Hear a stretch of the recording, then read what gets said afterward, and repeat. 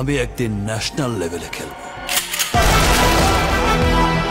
তুফান হতে অ্যাটিটিউড লাগে, চোখের দৃষ্টি লাগে,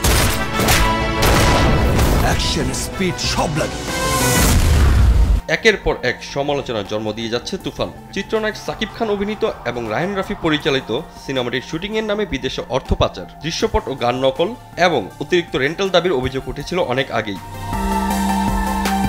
এবার নতুন অভিযোগের কাঠগড়ায় তুফান। সিনেমাটির একটি দৃশ্যে সাকিবের কিশোর বয়সে এক ব্যক্তির গলা কেটে বিচ্ছিন্ন মাথা হাতে নিয়ে হাঁটতে দেখা গেছে। অবাক করা বিষয় হলো সিনেমাটির এই দৃশ্যটি কোনো রকম সম্পাদনা ছাড়াই সারা দেশে প্রদর্শিত হচ্ছে। এখন প্রশ্ন উঠেছে, এমন একটি ভয়ঙ্কর দৃশ্য থাকা সত্ত্বেও তুফান কিভাবে সেন্সর ছাড়পত্র পেল?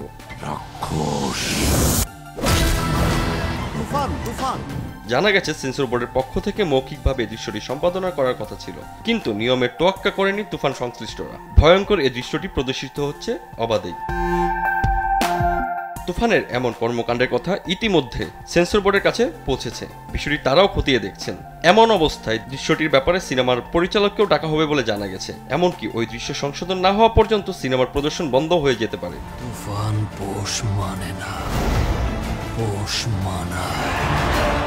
এদিকে সিনেমাটি নিয়ে সেন্সর বোর্ডের সঙ্গে প্রতারণা করা হয়েছে বলে জানিয়েছেন নির্মাতা ও প্রযোজক মোহাম্মদ ইকবাল। কেউ বলে কেজিএফ, কেউ বলে তো প্রথম থেকে শুনতেছি। আমি একটু আগে যেটা খবর পাইছি যে সেন্সারে আমার যে কোনো সেন্সার মেম্বার আমাকে একজন ফোন করছে, ফোন করে বললো যে সেন্সারে তো অনেক শট জমাই দেয় নাই, কিন্তু সিনেমার ওইসব শট লাগাই দিচ্ছে।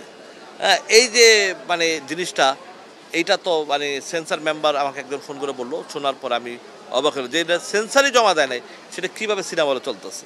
ঈদের দিন অর্থাৎ 17 জুন সর্বোচ্চ প্রেক্ষাগৃহে মুক্তি পায় তুফান।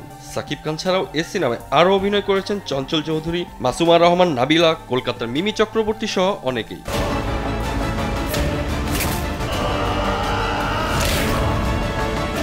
আসিফ আলম, RTV।